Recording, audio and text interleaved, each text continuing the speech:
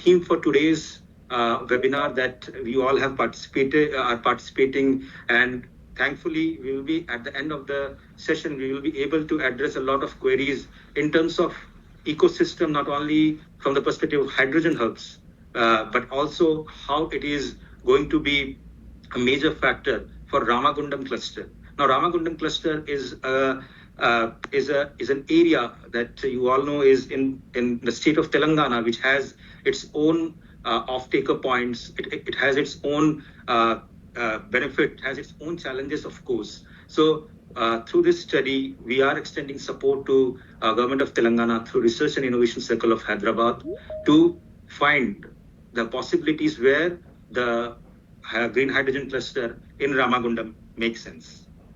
So moving forward, I have with us Shri Bhavesh Mishra, Deputy Secretary, IT and Electronics Department, Government of Telangana, for his inaugural address. But before I call sir, I would like to briefly mention a few words about Mr. Mishra. Shri Bhavesh Mishra is an officer of 2015 batch of Indian Administrative Service. Prior to his current role in IT Electronics Department, he was District Collector and Magistrate of Bhupalapalli in Telangana. In one of his early assignments, he was also posted as Project Officer, Integrated Tribal Development Agency in Adilabad. In the government sector, Shri Bhavesh has worked in the capacity of SDM, Project Officer in the areas of disaster management, tribal development, elections, and land revenue administration. Before joining the Indian Administrative Services, Mr. Mishra worked as an analyst at a high-frequency trading firm after graduating from Indian Institute of Technology, Delhi in 2013. Mr. Mishra is keen on socially inclusive green transition of industries and partnering with non-profit organizations, multilateral donor agencies on improving health and education infrastructure. Shri Bhavesh Mishra, over to you, sir, to take forward with your inaugural address. Thank you. Thank you, Abhishek ji, and good afternoon to all the participants. I think the number of participants in this webinar, has crossed 120 now. So it's good to see participants cutting across all the sectors. I'll keep my keynote short. So today only I was reading an article in Economic Times which said that India is importing crude oil worth $130 billion per year, and that's a huge number. And yesterday was also you can say not a very good day for Indian foreign exchange, because the dollar to rupee exchange rate has crossed 85 now. So we can very well see the importance of this webinar in terms of reducing our dependence on the crude oil that we are importing. And it's not only about the crude oil, but also about the energy security with the ongoing geopolitical tensions that we see all around the world. And so it is pertinent for India to maintain its energy security. As a state, I think Telangana has always been very receptive to new technology. We were, for example, when cloud technology came, we were the first state to transition to an all-cloud policy, or we can say cloud-first policy. When it comes to AI, artificial intelligence, again, we have been one of the very few states which has its own AI roadmap. We have our drone policy. Similarly, you take any sector in deep tech technology or emerging technology, we have been in the top 3 states. Now, I think it's the right time that Telangana also makes a critical step, takes a move in the field of green hydrogen also. And first of all, I would like to congratulate GIZ and Rich for having this very informative session. I've been working with Rich on launching our own initiative in the field of green hydrogen. I think hopefully maybe in coming years, we'll have our own Telangana's support in the field of green hydrogen also. The Ramagundam cluster, although I have not worked in Ramagundam before, but I have worked in areas near Ramagundam. So for example, I worked in Manchiryal district, I have worked in Bhupalpalli, which is like in vicinity of Ramagundam. So Ramagundam is like an very, very important place as far as economic importance is concerned, because we have our coal mines, we have RCF factory, we have NTPC plant, and you can say that outside Hyderabad, it could become the next growth engine in Telangana. So looking at the importance of Ramagundam cluster, and also looking at the importance, like you had mentioned that our country basically wants to have become carbon neutral by 2070. It is pertinent that we initiate developments in this field. As far as I'm concerned, till now in Telangana, we don't have big clusters in the form of green hydrogen. If we look at the National Green Hydrogen Mission, one of its first plant was opened in, I think, Assam, if I'm not wrong. That was the first place where green hydrogen plants have been, tenders have been called out. So we are, I think, in the early stage of green hydrogen development. And today, I hope that through this webinar, I also, personally want to learn more about green hydrogen. And it's good to see experts even from IIT Indore. I think one of our panel members is from IIT Indore. He also joining, and it will be a great learning exercise for all of us.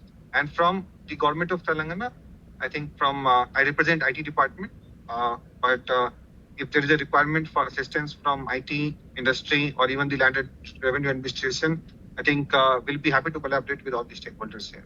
So thank you, Abhishek ji. Thank you, Rasmi Garu, for giving me this opportunity. And over to you, Abhishek ji. Thank you, Shri. Thank you, Mr. Mishra, for your kind words, and of course, highlighting the efforts of Telangana state and its forward-looking outlook in terms of defossilization, decarbonization, and of course, in the green hydrogen ecosystem. Now, without further ado, and I would like to hand on the stage to Deloitte India, who has done the study, who are the authors of the study in terms of the study, taking the study output forward and bringing it for all of our consumption. So I would hand it over to Mr. Himadri Singha. But before that, just a few words about Himadri. Himadri is a director with Deloitte India's consulting practice. He comes with close to 2 decades of experience, both in industry and in consulting. He focuses primarily on new energy areas such as renewable energy, hydrogen, energy storage, and he has also advised a lot of clients from not only private sector, but also from the public sector in strategy, market assessment, roadmap development, feasibility study, and program management. So we are in good hands of Himadri to take this discussion forward and what have been the outputs of our study. Over to you, Himadri. Thank you, Abhishek. Thank you. Hope I'm audible, right? Yeah, you are audible. Yeah, right.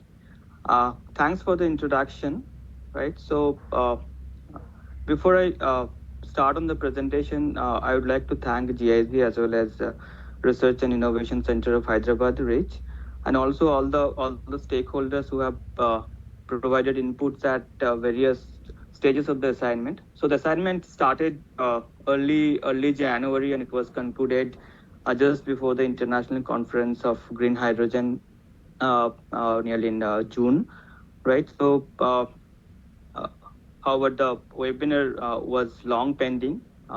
Finally, we have got the chance to disseminate our findings along with all other stakeholders.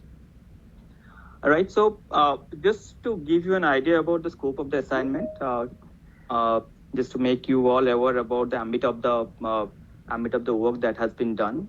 So this is basically a roadmap development for a hydrogen valley in the region of Ramagundam. So that includes basically your landscape assessment, overview of the hydrogen landscape in the state of Telangana. So that included your identification of the all demand activators, which are the industries that may consume hydrogen. I mean, some of them are already existing consumers like RFCL, but there could be some new consumers also. For example,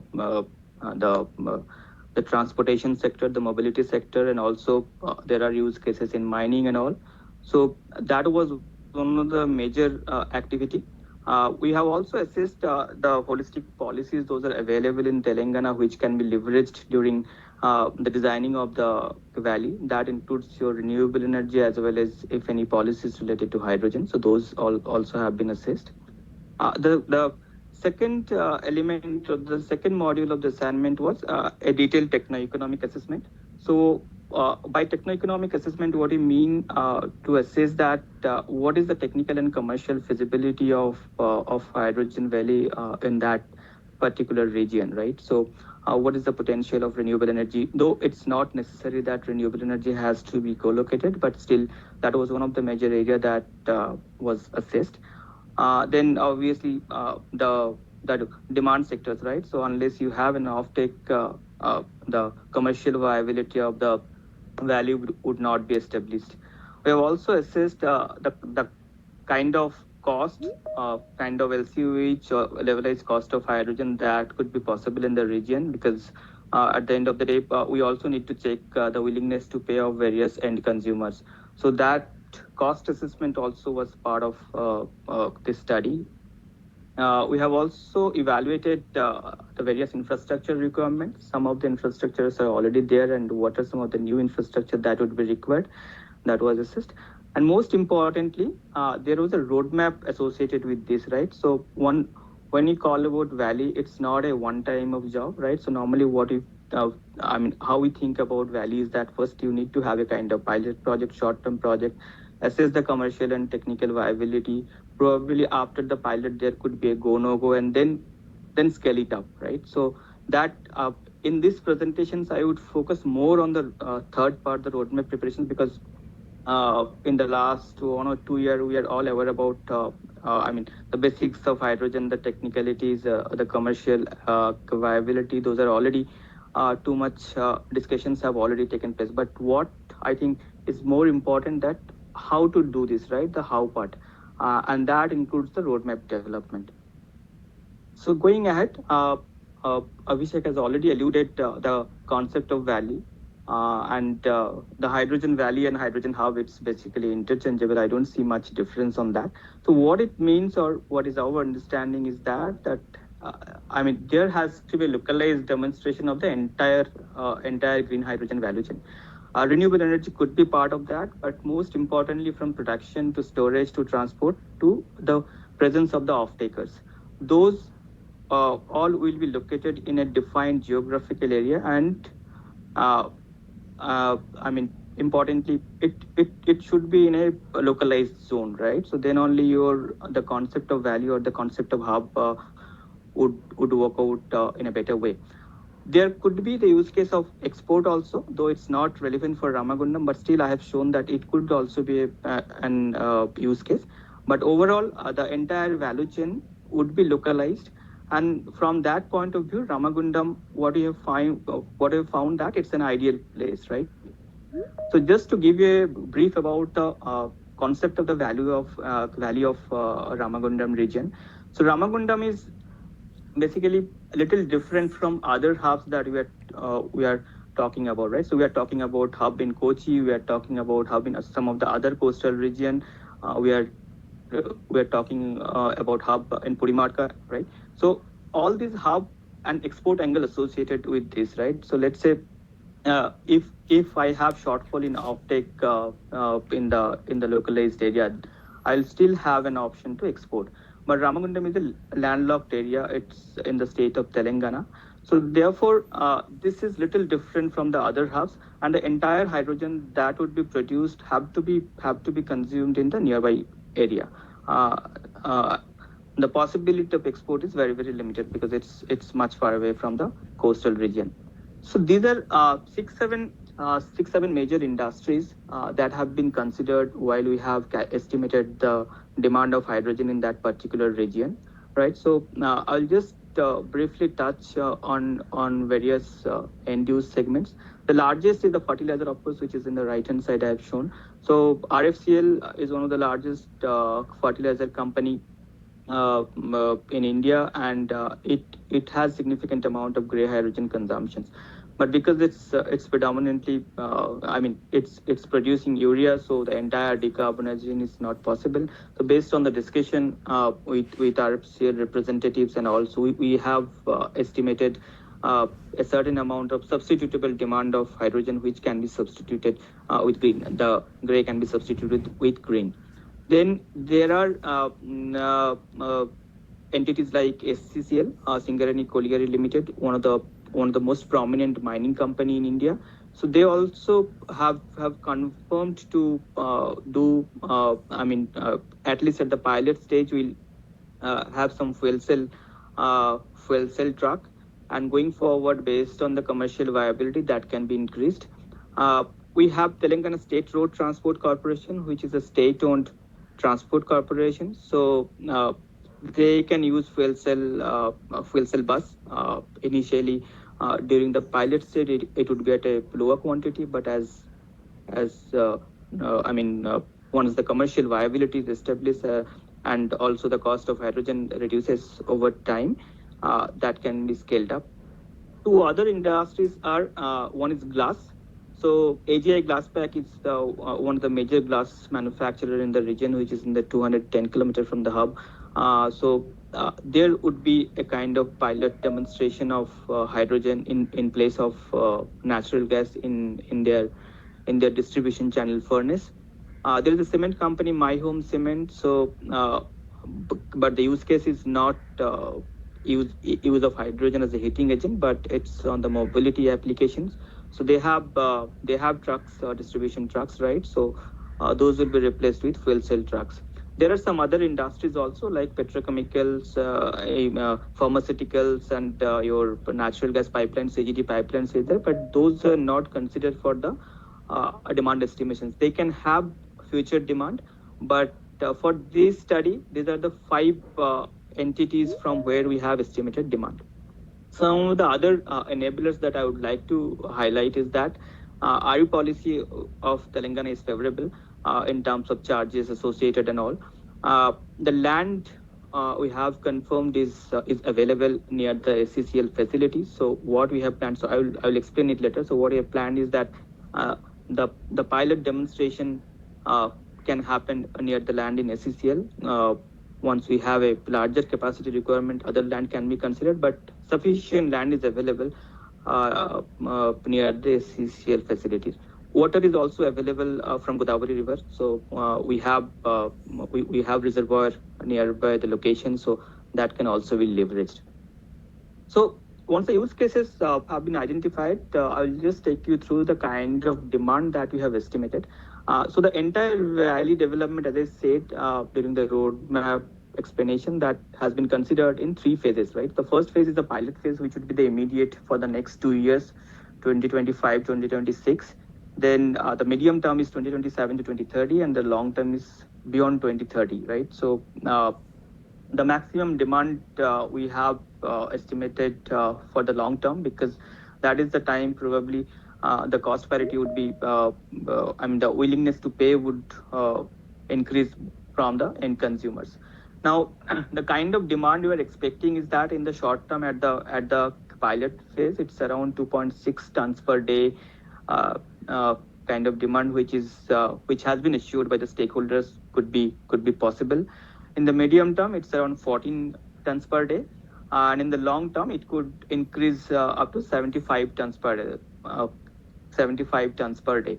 You could see that the majority of the demand is expected from the RFCL. So in the long term, 45 tons per day kind of demand can come from RFCL. So we have considered up to 10% of substitutions, whatever is being used for urea production, gray hydrogen.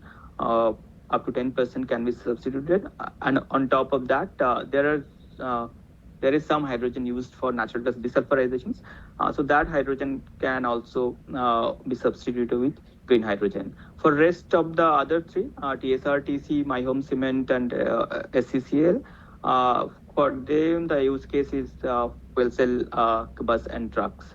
For AGI Glaspac, the use case is that as a heating agent in the melting furnace. Now, just to give you an idea, the kind of sizing we are envisaging, in the short term, the electrolyzer of 8 to 9 megawatt is expected with an RE capacity of 20 to 22 megawatt. In the medium term, around 45 to 50 megawatt of electrolyzer capacity, and in the long term, 220 to 240 megawatt of kind of electrolyzer capacity, and the entire demand is expected to be made from this localized region. These demand estimations we have validated through the discussion with the stakeholders. So there is a pre-feasibility report is also available with RICH. So we have referred those data, and most of this data have been assured, not a binding commitment, but has been assured by the off-takers. Now, apart from electrolyzer and RE, right? So once we talk about, when you talk about the valley development, it also requires a lot of additional infrastructure requirements. So the ambit or the scope doesn't end at the electrolyzer only, right? So you need to have several infrastructure in terms of water pipeline, in terms of hydrogen pipeline, hydrogen storage, hydrogen refueling station, and also the additional trucks. Those are required for transporting the hydrogen from the centralized hub to the other locations. So as I said that some of these locations are at a distance of 200 kilometers. So the dedicated tube trailer or trucks should be available for transporting the hydrogen to the respective demand centers. So these are some of the numbers that we have shown, that based on as we scale up the capacity at various phases, the amount of infrastructure would also increase. So, for example, in the short term, your 0.1 MLD water pipeline is required. In the medium term, it's around 1 MLD. In the long term, it's around 4 MLD. So, accordingly, my infrastructure would enhance over the time. Hydrogen pipeline is only considered from electrolyzer to RFCL facility. That distance, 1 kilometer distance, we have considered a 1 kilometer pipeline. Again, the capacity would increase as in different phases. Hydrogen storage is basically for storing the hydrogen at the electrolyzer outlet, because as I said, all the capacity are not co-located. So we have considered 3 days storage, considering the transportation constraint, because every day the truck movement may not happen. So accordingly, the hydrogen storage can be have to be designed. But just one caveat here: in the medium term and long term, if the commercial viability exists, if more off-taker comes, so probably centralized hub may not be required. There might be 2 or 3 centers of hydrogen productions, setup of electrolyzer. So in that case, your hydrogen storage quantity will reduce. Hydrogen refueling systems, again based on the requirement, because all these entities will gradually scale up their deployment of hydrogen vehicles. So accordingly, my requirement of hydrogen refueling stations would increase in different time frame. I will also give you an idea about the kind of investment required. We are talking. So this is just a summary table. A lot of backup calculations are there. Most of these assumptions of the investment and all, right, is available in the report. You can just have a look at that. So a 3-phase investment, total cumulative investment, we are talking about 7,200 crores, so which is nearly $1 billion. Little less than $1 million. But the pilot phase, which would be the immediate, for that, the investment requirement is expected around 250 to 270 crores. In the next phase, it would be a little higher, and obviously, based on as we scale it up, as we scale up the renewable capacity, the electrolyzer capacity, hydrogen refueling system, storage pipeline, right? So accordingly, this is the kind of investment we are expecting. It's a little less than $1 billion for the entire valley, considering all these demands would be realized. Right. Now, this I would like to highlight this most importantly, because what would be the impact of use of hydrogen in these end use industries, right? So we are talking that the industries would use hydrogen, right? But what would be the impact of using hydrogen on their commercials? That's very, very important to assess. What we have seen is that based on the willingness to pay that has been communicated by various stakeholders, right? Even with a premium and the kind of cost we are getting in that region, still there is a gap, right? So for any use case, there is a gap.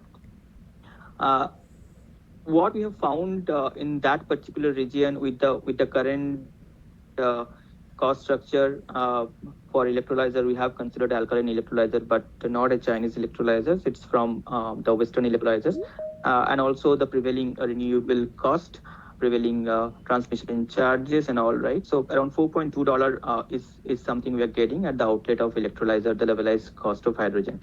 But once we transport it, we also add the capex of hydrogen refueling system. That cost may go up to 4.9 to $5.5, right? While the willingness to pay vis-a-vis the other alternative fuel options that's available with the industries is on a much lower side, right? So that gap has to be bridged through suitable viability gap funding, or maybe in the long term, if we have some kind of carbon tax, so that can offset it to some extent. But otherwise, the gap will still exist, at least at the pilot phase, uh, based on the prevailing price structure, cost structure. That gap needs to be bridged. So just to give you an example, at the glass factory, the 4.2 becomes $5 because of the transportation cost. In the mobility segments, both transportation cost as well as the HRS cost, if we put together, that 4.2 becomes up to 4.9 to 5.5. But while the willingness to pay is on a much lower side, so that needs to be bridged. Now, some of the critical success factors for valley development. So once we have all the assessment, the technical analysis, the financial analysis, right? Now, if we have to implement these valleys successfully, what are some of the key success factors, right? So the first point that we have identified based on all the stakeholder consultations, what we have realized is that that identification of an implementation partner and setting up of a governance systems, right? So there would be a lot of role to be played by the state government, as well as entities like RICH, which is also a government entity, which can be the program management associate for the entire valley development, right? So it requires a very strong governance system. I'll come to that later. Very strong governance systems and oversight from the government side, because starting from development of the common infrastructure, bidding out for the valley developer, uh, uh, coordinating with various ecosystem players. So all this requires a lot of oversight and a very strong governance system from the government side. So the identification of that implementation partner and setting up the governance system, that's the first step for developing a large project like Hydrogen Valley development, right? Second is that phasing of the entire valley, right? So it's not that I will put $1 billion in one go. So it should start with a small scale, which would be a pilot phase. There might be a stage gate after the pilot also. In case if it's not commercially viable, there is an option to stop the valley development. But I mean, that's very important to assess the commercial viability and identify the what the risk and what could be the mitigation measures. So let's say there are some risk that has been envisaged at the pilot stage. For the next stage of scaling up or ramping up, those risks can be mitigated or suitable measures can be taken. So if an appropriate phasing of the development of the valley is very important. Third is the selection of a valid developer or an anchor investor, right? So if we take example from the other regions, right, especially the US hub development, in case of Europe, also Germany hub development, also there is always one or two kind of anchor investors who would bring all the ecosystem players, right? So identification of those anchor investors is very important. It could be from public sector also, it could be some PSU, it could be some private players, but selections of that anchor investor is very important, who can also coordinate with all the ecosystem players.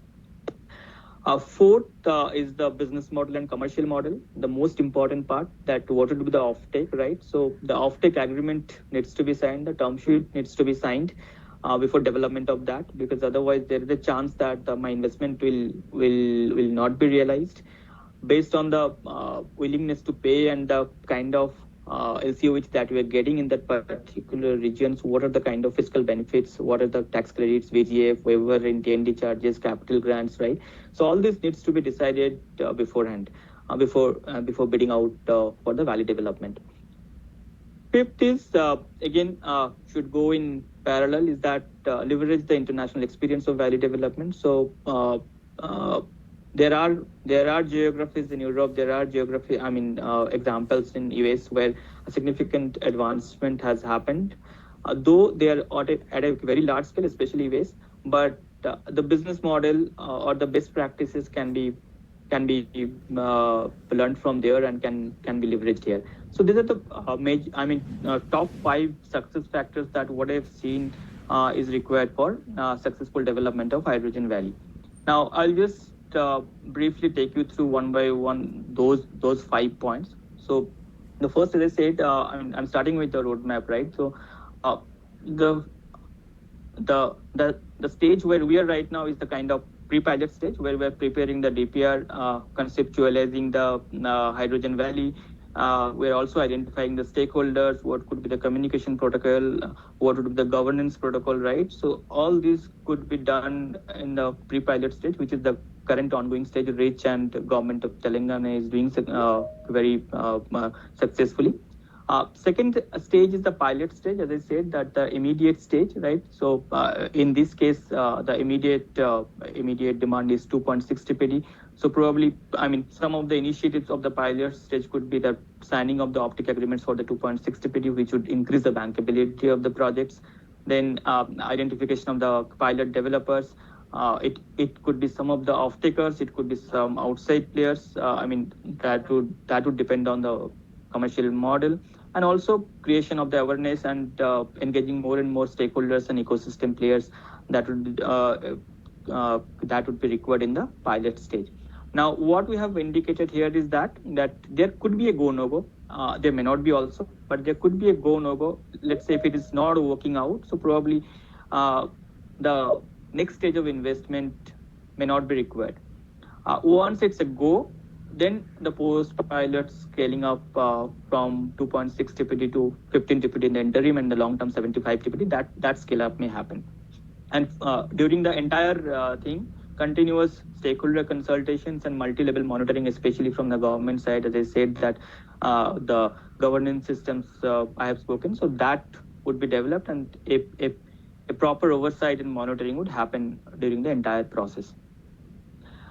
Just to give you a glimpse of governance mechanism. So this is an illustrative governance mechanism, probably need to be refined based on the discussions with the government of Telangana and all. But overall, this is a typical structure that can be worked out for the valley, right? So the Department of Energy or the government of Telangana would be the executive sponsors, and there would be various interdepartmental groups from various departments, because all these stakeholders would be relevant for the development of valley. There would be an implementation partner or the PMU associates. So as of now, we have indicated RICH could play that role. And under that, there will be multiple work streams, right? And for all of these work streams, there will be work stream leads who would be looking at various stages of valley development. So, some of the illustrative areas like that, few groups would look at the commercial model development related to planning, taxations and all, right? Some groups could be from the infrastructure development side, some could be from the skill and capacity development. So that is also an important aspect that needs to be looked at. This is an example of we have a very detailed explanation in the report, but just a kind of pictorial representation that what would the commercial and operating model look like for the valley. So we can leverage to some extent the model we have used for the solar park development before that. In the initial years, what I've seen that the solar park developer would have all the common infrastructures, and then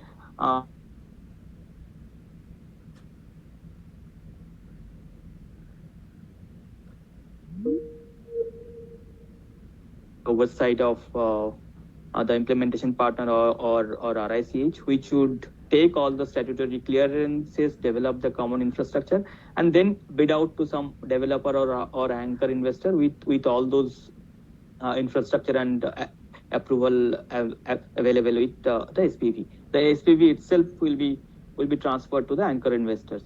But the most important is on the right side that we need to have all the agreement and term sheet developed to ensure the bankability of the value. I mean, the anchor investor have to raise funds, so that is very, very important. And it is the responsibility of the anchor investors to bring all the capabilities, all the investors, all the ecosystem players. So, for example, EPC contractor for the hydrogen plant, production pipeline development, storage and additional infrastructure, hydrogen refueling systems. So it's the responsibility of the anchor investors to bring all these ecosystem players.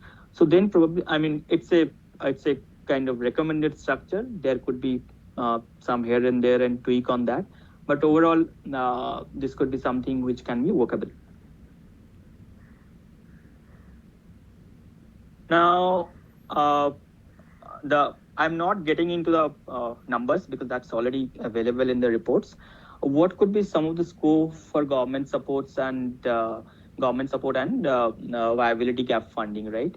So 3-4 areas which would have direct impact. The first is obviously capital grant for the hydrogen production setup or the allied infrastructures also. It could be for refueling system. It could be for some of the additional infrastructures which would be required. So just a tentative number that 30% of capital grant can reduce the LCOH by 0.3 to 0.35 USD per kg.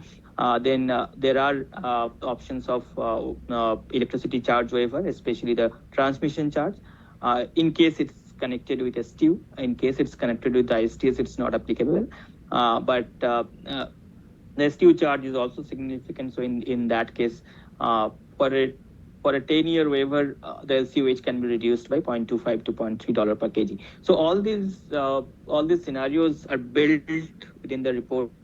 So we have assessed that these are some of the support areas or the VGF areas that can help in improving the overall commercial viability of the valley.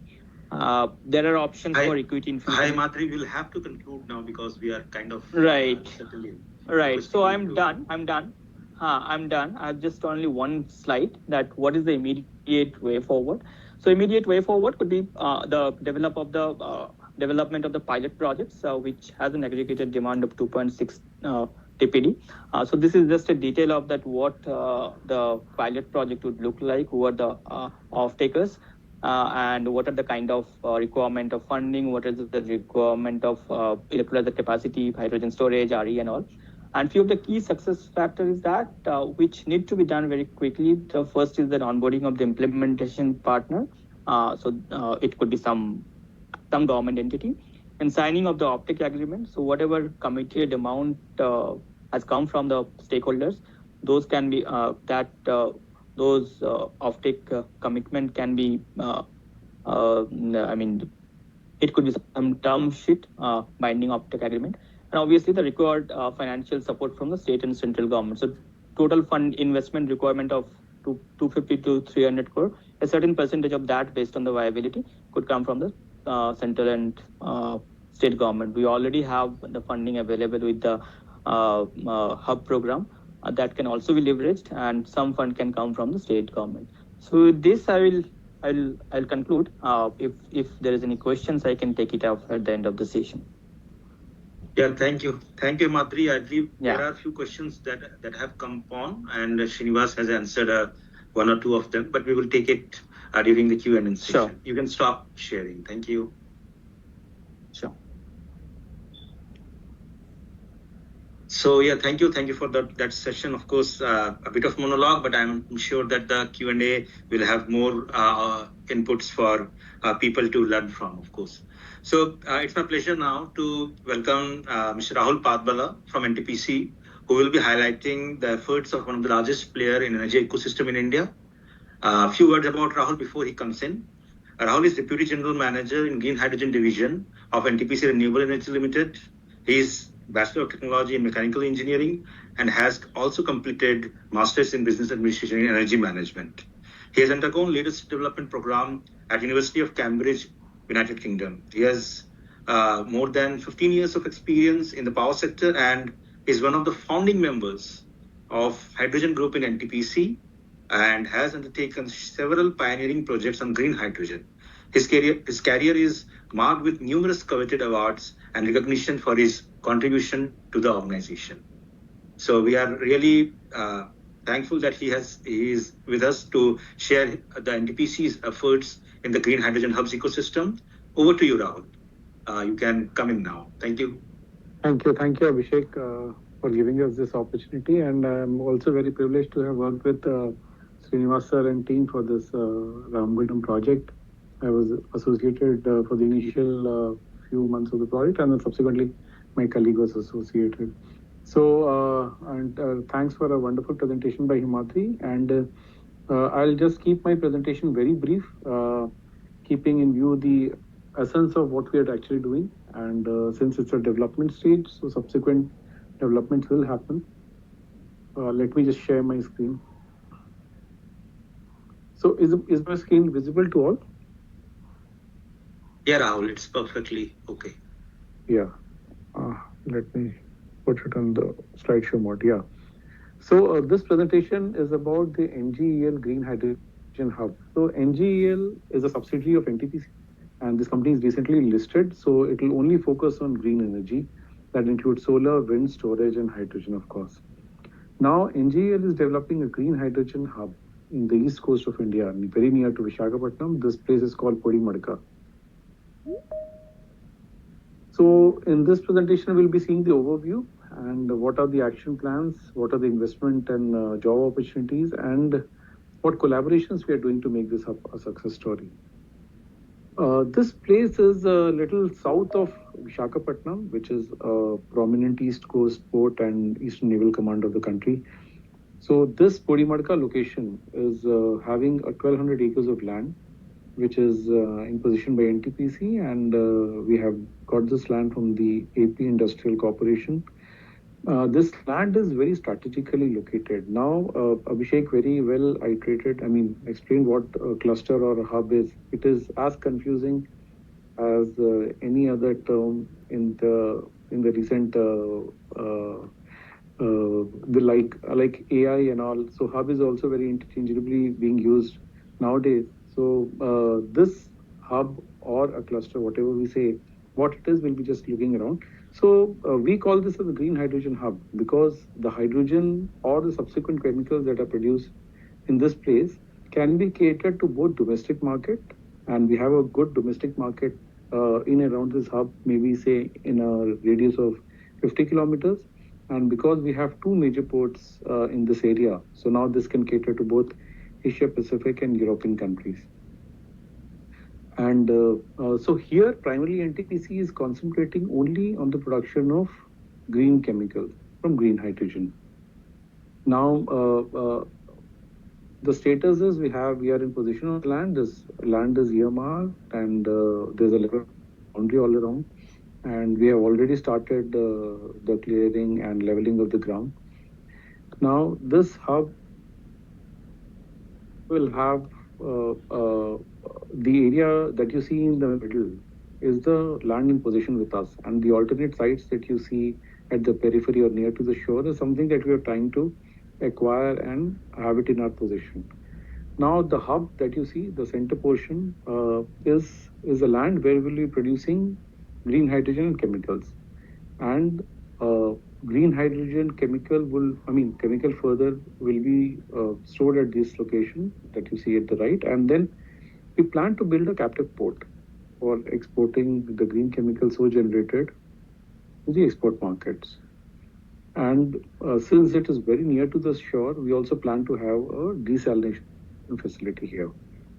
So from desalinated water, we plan to produce hydrogen and then chemicals. And chemicals will be also varied. So one is, of course, green ammonia. The other is green methanol, green urea, sustainable aviation fuel. So this hub actually produces varied chemicals, and then it can both be utilized domestically and internationally.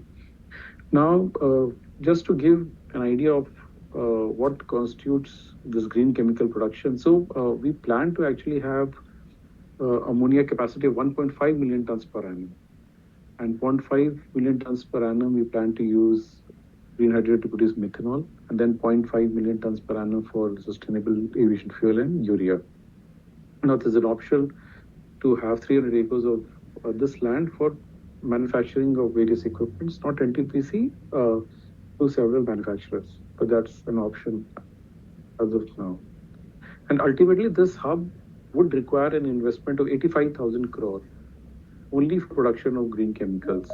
And if I include both the RE that is upstream, that also we plan to bring from the same state. So that investment will be around 22 billion or 1,85,000 crore. And the job opportunity will be the range of 50,000 to 60,000 employment in the same hub.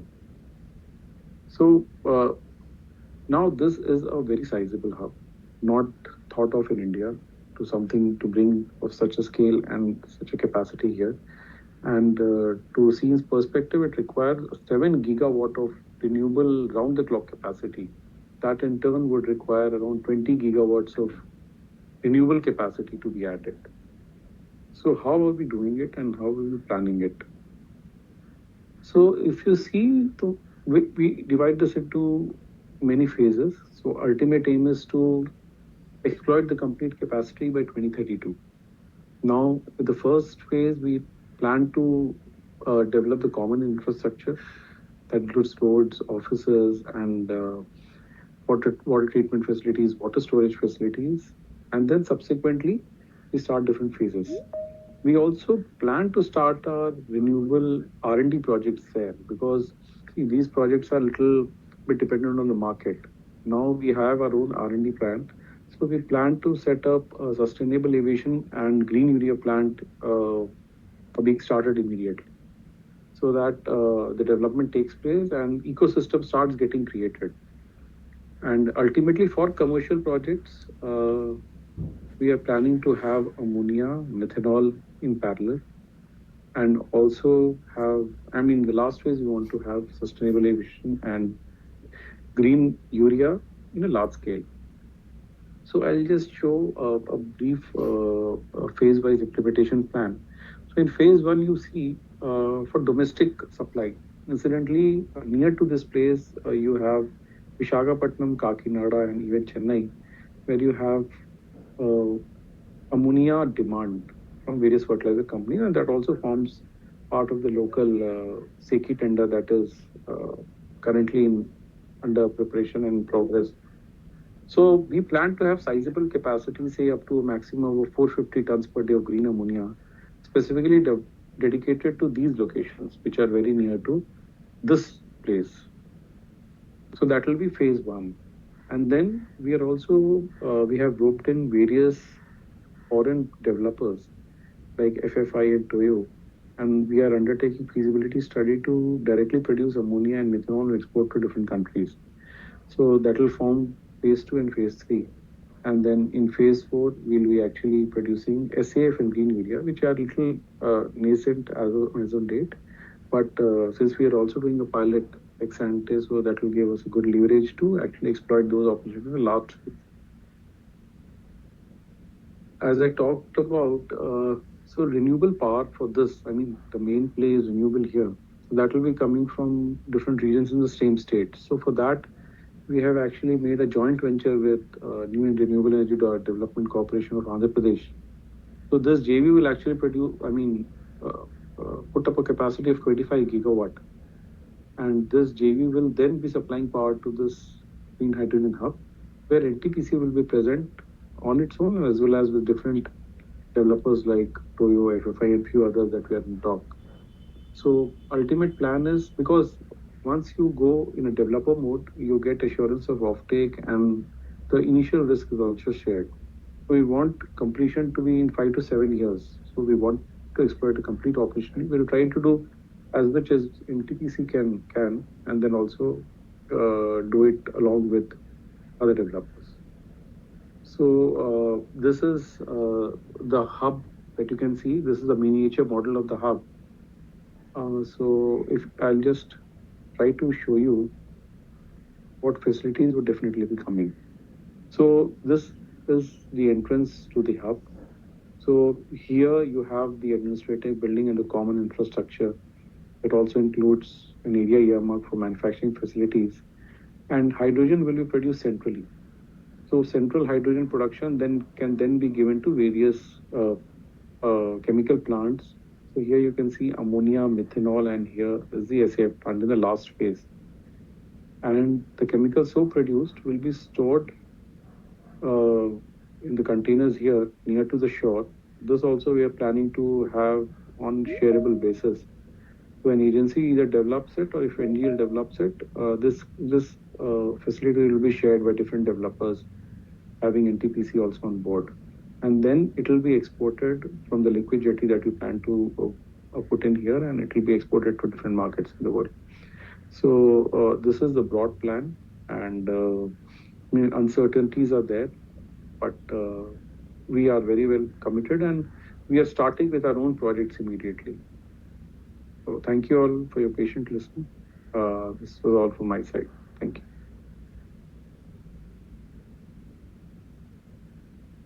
Thank you, Rahul. You can stop sharing. Thank you. Yes, Rahul. Mr. Rahul, I'm Sandeep Gupta calling here. Thanks for the presentation. I just want to understand what is the plan for getting around the clock power supply, around the clock availability of power, renewable power for your hub. How do you plan to have it? Mr. Gupta, sorry to interrupt you like this, but we'll have a Q&A session just after this. Sure. So I believe our experts will be happy to take your queries there, right? So you can just type in, or you can request you to come in once the session starts. Okay. Thank you for patience. So yeah, thank you, Rahul, for the presentation. Of course, highlighting the efforts of one of the India's largest players in energy ecosystem. Now they are doing the efforts not only in renewable energy but also in hydrogen. Purimatka seems like a very good bet for taking the step forward for hydrogen ecosystem. So we will see how it develops, but all our efforts are in the bank for you to develop that. Thank you. So going forward, the next session, which is of course the discussion session, I would like to hand over the dais to Mr. Srinivas Cherla and Mr. Rolf Bernard. Just a few words about both before they take the queries that you all might have posted during the chat, as well as you might have going forward, right? So just a few words about both. Mr. Cherla, Mr. Srinivas Cherla is an alumni of IIM Ahmedabad and has worked in the US and India in technical and leadership roles. He is currently the Director of Sustainability at Research and Innovation Circle of Hyderabad and has over 15 years of industry experience spanning energy, electric mobility, and manufacturing sectors. He has worked on consultancy projects involving market studies, developing go-to-market strategies, applying socio-economic frameworks, and synthesizing business models for corporations. Srinivas has also co-authored 12 publications and is a lead inventor in 2 patents. He has published several white papers and reports on the application of Energy 4.0 technologies such as AI blockchain in the energy sector.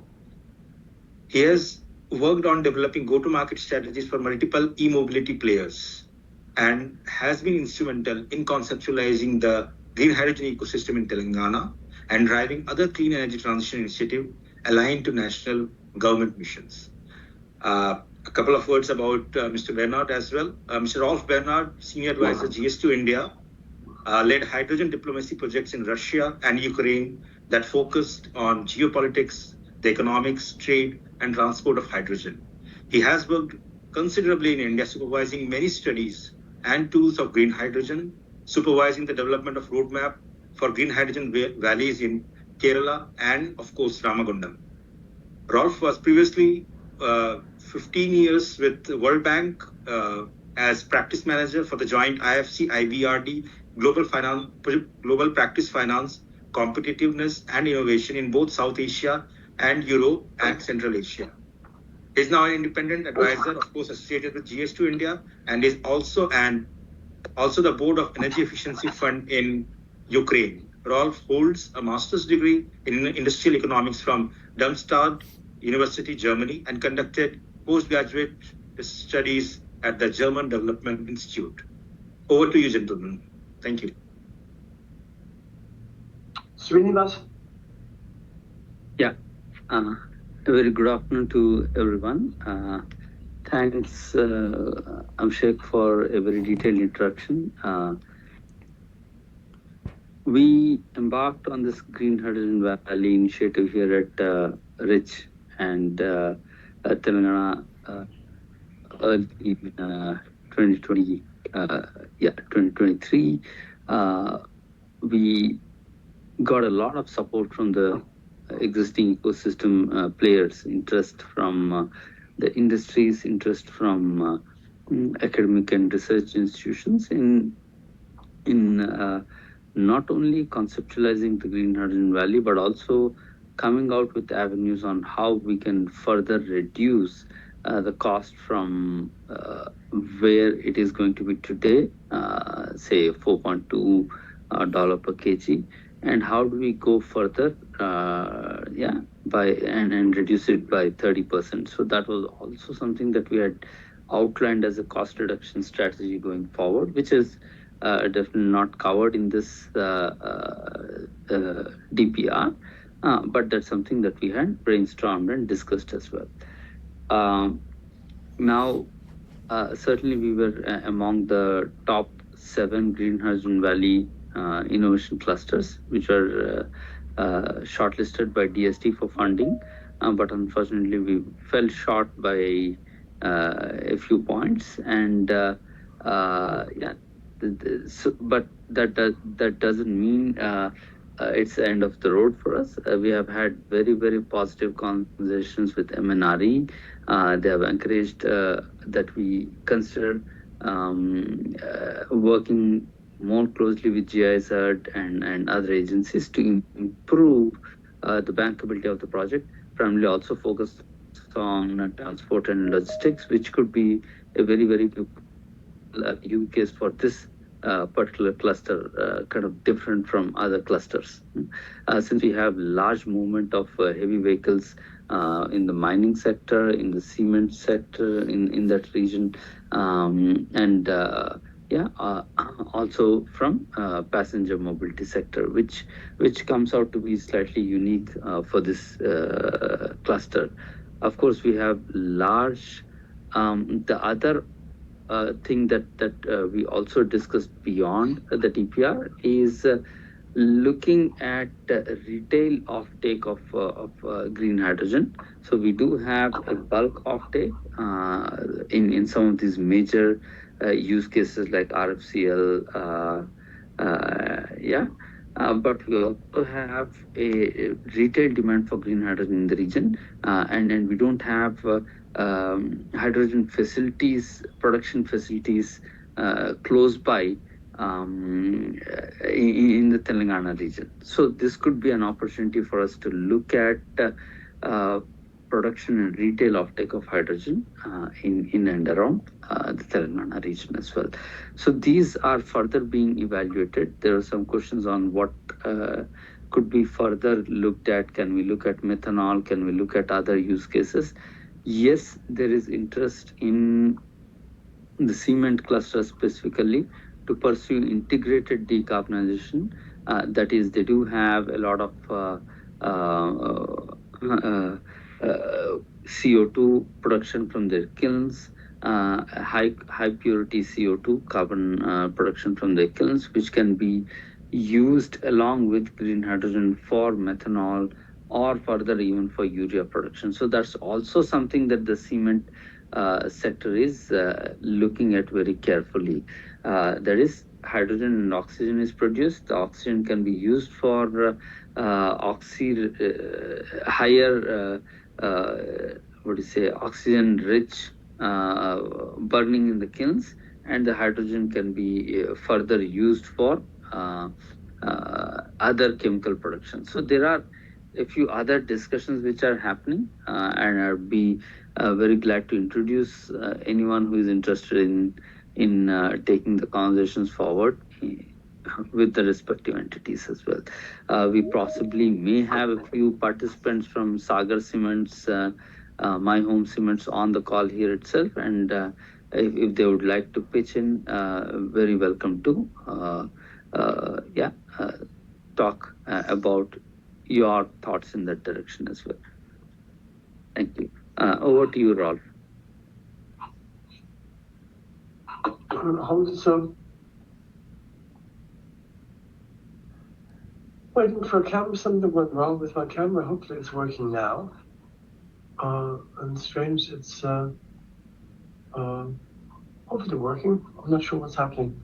Any case, while I'm fiddling with this in the background, let's take a couple of questions. And I'm just going to read it from the chat. And let me first ask for a whole 2 questions. We've seen that people are very interested in your presentation, and compliments from my side. It's amazing to see already the conceptualization of a 7 gigawatt electrolyzer plus 20 gigawatt RE is just really amazing, so fantastic. The question is really, what kind of LOL, levelized cost of hydrogen, are you projecting, and levelized cost of ammonia? And where will you store now, where will you get the CO2 to produce your green methanol? Yeah, so I'll start with the last question. So methanol, actually, that's also one thing which I wanted to actually enlighten the audience with. The methanol and green urea and SAF, we are actually planning to bring CO2 from a thermal plant typically of NTPC Madri that is there, 2000 megawatt capacity, which is 23 kilometers from this place. Now you would all laugh that how can a thermal plant CO2 be considered as green?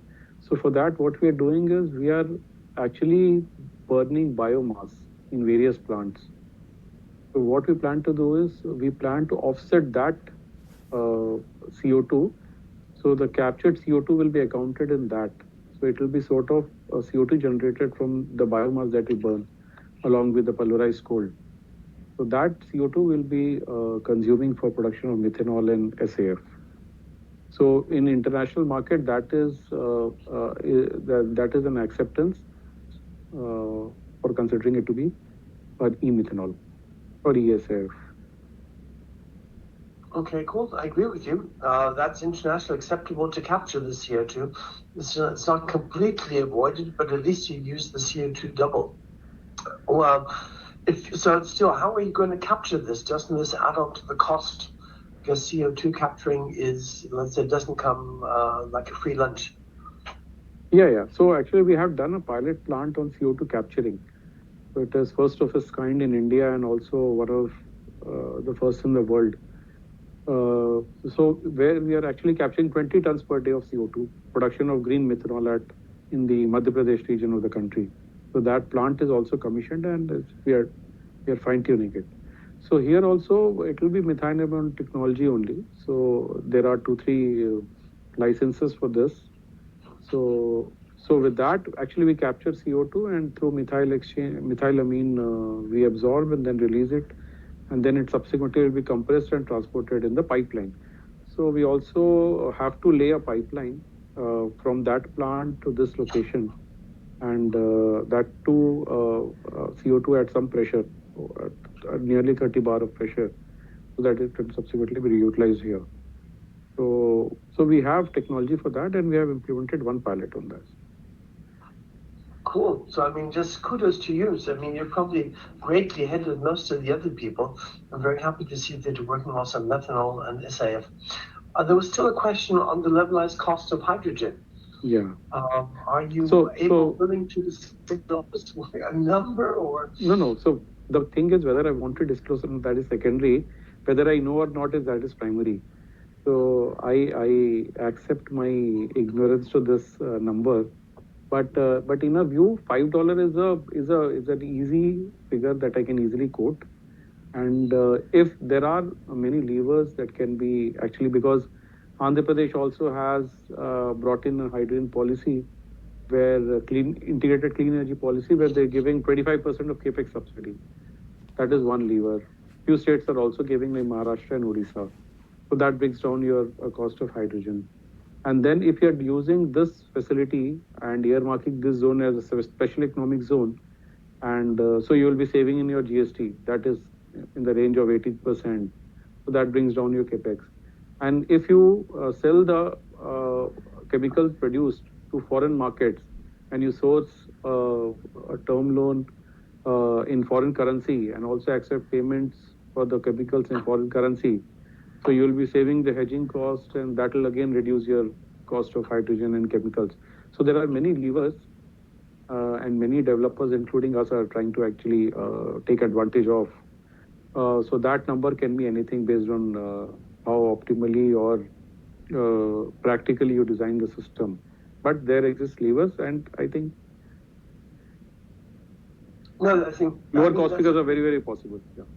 Yes, no, I mean, that's a fair point. I mean, you pointed out most people think immediately of subsidies from government level or from state level. Like what you said about getting international contracts and to avoid the hedging costs makes a major difference. So people may not be aware of it, that the financing costs sometimes can account for up to at least a quarter, if not a third, of the total cost, because that can greatly be a big advantage. Srinivas, I can go on asking many questions. People know that I always have a question. Anything from yourself? Otherwise, I'll just go on asking. No, Rolf, please do continue. Okay. Then let me put the question also to the companies from Ramagundam. If they have, I thought this was really amazing to see what NTP is doing.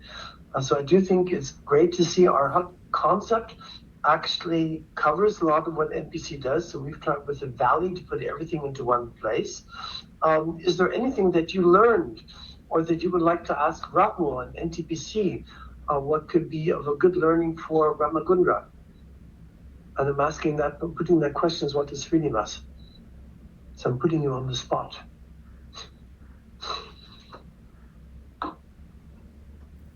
Okay, so I think in terms of what NTPC has shown, I do understand that they have been able to conceptualize and mostly looking at export markets and some pharma and other sectors over there, right? And this is all going to be bulk consumption is what I see, right?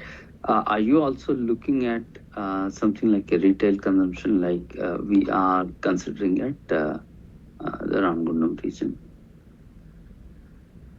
No, sir. Retail, we are doing many retail fueling station projects in Odisha and in Gujarat and Rajasthan and Delhi and Leh. But this one is for bulk generation and consumption. Okay. The other aspect is, are you also, so for instance, can we look at something like a corridor, right, between Ramagundam and Visakhapatnam region, which is a green transport corridor, right? Since you have major production over there, and possibly once we conceptualize this green hydrogen valley, can we also look at a transport corridor which covers Vijayawada and other regions, wherein we I think in the Tandur cluster, no, not Tandur, but Kodad cluster is also there, where we have multiple cement factories, right? So there is a heavy logistics movement in this belt is what I'm trying to see. The mining, cement and steel sectors. Okay, so is that something that we can maybe look at if you have a plan for hydrogen refueling station or something like that in the region? Yeah. For fueling station, I mean, generally, decentralized production is better. Because of the capacity, say, fueling station maximum, you'll have 300, 400 kgs of hydrogen per day capacity. So, not requiring more than 2 megawatts of electrolyzer. So, decentralized generation would be better. And if there are companies like from Podimarka, there's HPCL refinery and all, where they require hydrogen. So, that is an option where 40 kilometers of hydrogen pipeline can be laid and supplied in bulk. And that to say, if it is more than say 30-40 kilotons per annum. So that would make it advantageous. But for retail, I think decentralized, because that is the advantage. Now only electricity required, and 1 or 2 megawatt electrolyzer capacity is required. Land requirement is also half acre. So decentralized, I would say, is preferred. Okay, then thank you. Let me pass on to the mic to Mr. Gupta. I really want to ask a question at the beginning, and then possibly afterwards, Mr. Lincoln, who had made many comments. So, Mr. Gupta, over to you. Yeah, good evening. Good evening. Thanks, Rolf. My question is to Mr. Rahul. You described about the hydrogen hub and other hydrogen derivative plants you plan to have, like ammonia and methanol. So my question was that, considering the variable nature of renewable energy, are you going for like a battery storage solution or a hydrogen storage solution? Have you done any kind of study on what is the optimal mix for all these? Yeah. So nowadays electrolyzers are a little flexible, but nonetheless, we for any RERTC requirement, generally we plan to be in the range of 75 to 80% of CUF, capacity utilization factor. So for 70 to 85%, you would require around 2:1 ratio of wind and solar. Now wind is also a scarce resource. So now you require storage in the form of even pump storage or battery. So for smaller capacities, I mean, it's very easy to answer. For the early level projects, we are only concentrating on solar and wind. But subsequently, you have to bring in storage. So as of now, we are planning all three: solar, wind, and storage.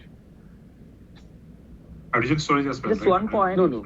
Battery or PSP. Storage. Okay. Battery or PSP, pumped hydro storage. Okay. Just one point, sir. I mean, the utilization even could be lower. So in case if your wind price is higher, right? So wind capex is always elevated, right? And based on the feedback from the OEMs, what we have understood that the electrolyzer load can go up to 30% also, right? So in that case, probably your RERTC will not be required. I mean, high on solar and then with some battery storage and some wind, that can also work out. I mean, the oversize of the electrolyzer and the reduction in the cost of electricity, in that case, your oversize of the electrolyzer may not be of that much of impact. Yeah, generally a sweet spot comes at around 60% of CUF, generally. Yeah. Exactly. So we're running out of time. Mr. Lincoln, you provided so many comments. Would you also still like to ask a question? I'm putting you on the spot. Thank you so much. Thank you so much, Rob. This is Abraham Lincoln from Agastya Hydrogen. We are an OEM for anion exchange membrane, and we also are manufacturing the electrolyzer station. So my first question, there are three questions basically. I'm not expecting an answer straight away on this call, but we want to set up a electrolyzer manufacturing unit in the state. And this is to the government of Telangana. The question is to the government of Telangana on how they want to support us. The second one is around the refueling stations. And Rahul, you are absolutely right when you mentioned that if it is for the refueling stations, if the production and monetization can happen in the same place, and that is something that our electrolyzers can actually do, because we have a skid-mounted electrolyzers that can be actually stationed where the production and the refueling can be done at the same place. So my question to the government of Telangana would be, what support can you give us if we plan to set up the manufacturing units in India? So I'm not expecting an answer straight away, but yeah, this is a question that I like to park here on the table, because we at Agastya are very, very keen to support this whole project, the Hydrogen Valley project that you are coming up with. We see this as a movement, okay? And that's something that my founders already mentioned. So yeah, that's the question I have. Thanks, Rob. Thanks, Rahul. Yeah, if we can take the question on to the government offline, that's a very bilateral one. Exactly. Yeah. Yes. Thank you. Okay, after 2 questions. Are there more comments? I think Sairam moved. Yes. Hi, good evening, everyone. So I just have a question just regarding what are the storage technologies considered in hydrogen or ammonia, because so we cannot export or offset the continuous production of ammonia right away from the port, right? So some kind of storage is envisaged.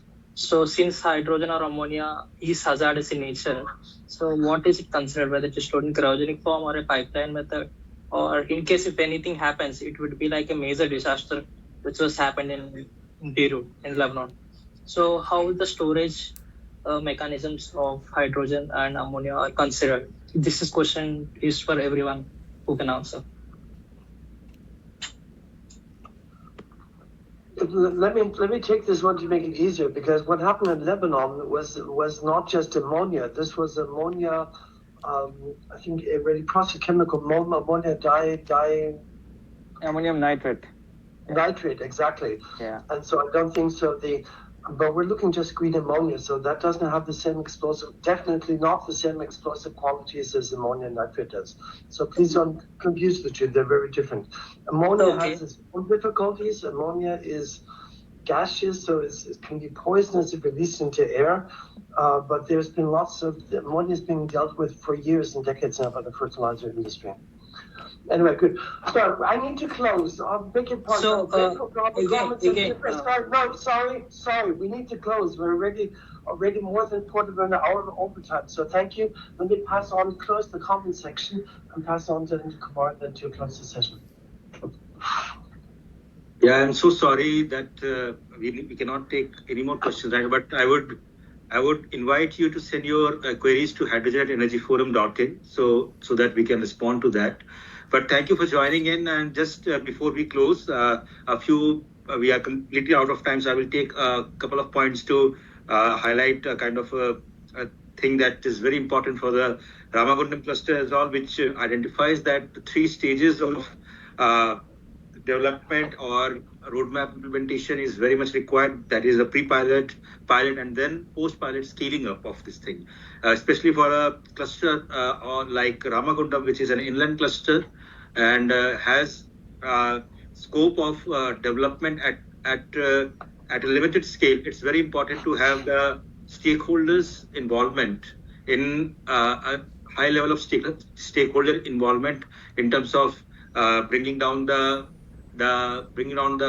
cost, as well as bring down the renewable energy parity in terms of hydrogen production.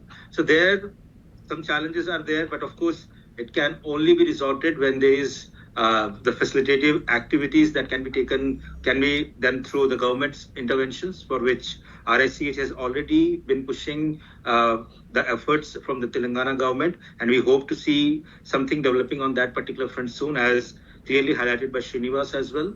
In terms of NTPC's efforts in the ecosystem, thank you, Rahul, for your comments and all. And we see that, yes, across the PTX ecosystem, there are challenges, but there are opportunities that needs to be brought forward to mobilize the efforts in the ecosystem, because hydrogen hubs is not a magic pill, but it needs the efforts from all the ecosystem player as it is from all the developers, from the off-takers, as well as, if required, for the transmission of the green molecules if required. And of course, again, I would like to send my sincere apologies that we are almost 15 to 17 minutes over time, but happy to take your questions, if any, at hydrogen@energyforum.in, but also taking this opportunity to thank all the speakers, including Shibhavis Mishra, who took the time to join us from the government of Telangana, and Srinivas, Himadri, Rahul, and Rolf. Thank you for your time, and thank you for your queries. As highlighted, please let us know your comments or your queries at hydrogen@energyforum.in. The recorded video will be, of course, be put in YouTube for wider consumption, and we hope to have the further collaborations in the efforts soon. Thank you.